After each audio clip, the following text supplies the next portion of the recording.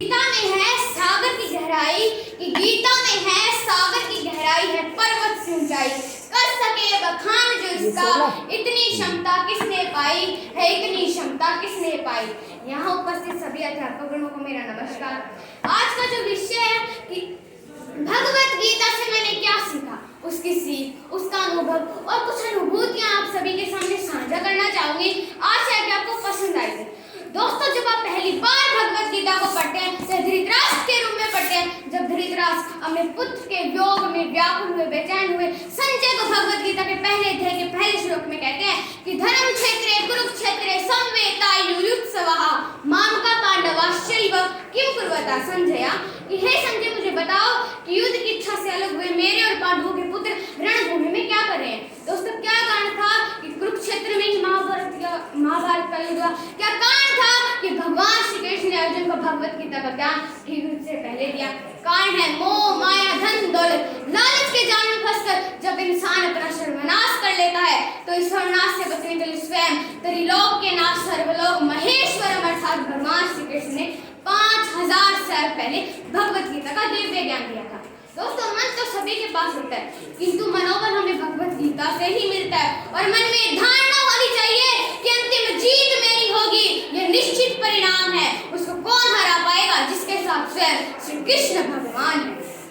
दोस्तों, जब अर्जुन अपने सगे संबंधियों को सामने लेकर घबरा जाते हैं और भगवान श्री कृष्ण से कहते हैं दृष्टिमेवं सर्जनं कृष्णं, अपने सगे संबंधियों को सामने देखकर युत्सम सब उपस्थित मेरे ही तो है, सिदंतिम मंबासराणी, मेरे हाथ से मेरा गांठ गिर रहा है, मुखम च प्रीशुषति, और मेरा मुख सूखा जा रहा है। और वह स्थिति में युद्ध का निर्णय लेने से मना कर देते हैं और फिर भगवान श्री कृष्ण से कहते हैं अद्गेणं पर्याप्तं पापं जयति पुरुषः अनिच्छनिवासेन बालदिवे नियोजितः। हे कृष्ण, ये मुझे तुम क्यों पाप कर्म पर लगा रहे हो? मेरी तो कोई पाप कर्म करने की इच्छा ही नहीं है। दोस्तों, पहले पूरे अध्याय में तो अर्जुन बोलते रहे, जैसे ही पहला अध्याय समाप्त हुआ तो श्री कृष्ण ने बोलना शुरू किया और वह क्रांतिकारी श्लोक जिस सुनकर आज भी बुद्धि चकरा जाती है। क्या कहते हैं श्री कृष्ण? लभ्यं न सौंदर्य पार्थ नेतृत्व सपोहिता सुदर्शन भट्ट दुर्बलम व्यक्त बोधिस्थ परंतप। कि हे अर्जुन, अगर तुम अपने हृदय की दुर्बलता दिखा रहे हो, ये तुम्हें शोभा नहीं देती। इस कुंती पुत्र अर्जुन को, द्रोण शिष्य अर्जुन को, इस वीर अर्जुन को शोभा नहीं देती।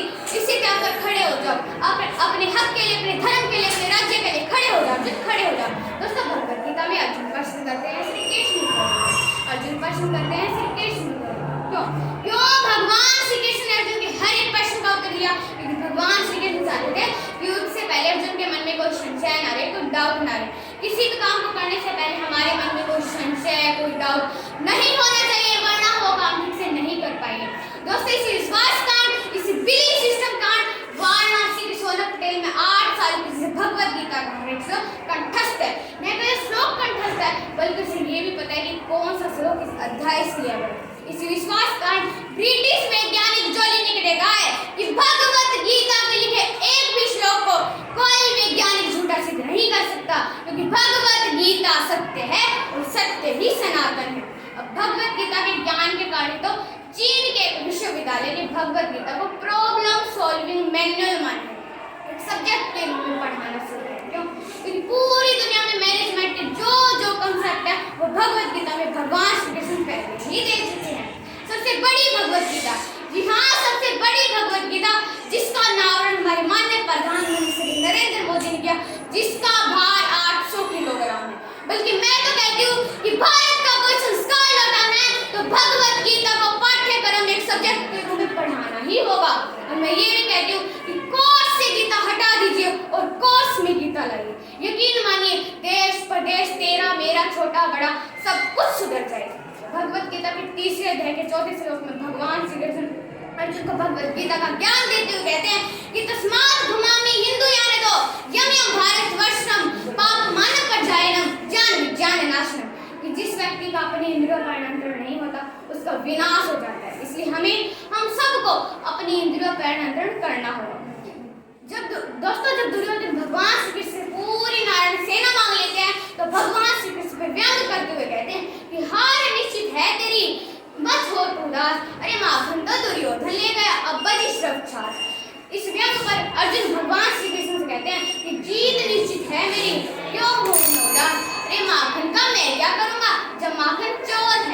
पास। दोस्तों, इसलिए भगवान श्री कृष्ण ने अर्जुन को पूरी भगवत गीता सुना करके कहा था कि मामेकं शरणं व्रजः, कि तुझसे कुछ ना हो तो तू मेरी शरण में आ जा।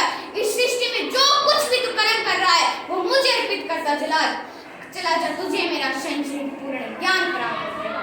समय की सीमा देखते अपने वाणी को विराम देना चाहूंगी और अंत में यही कहना चाहूंगी कि बिन चले भभूति नहीं,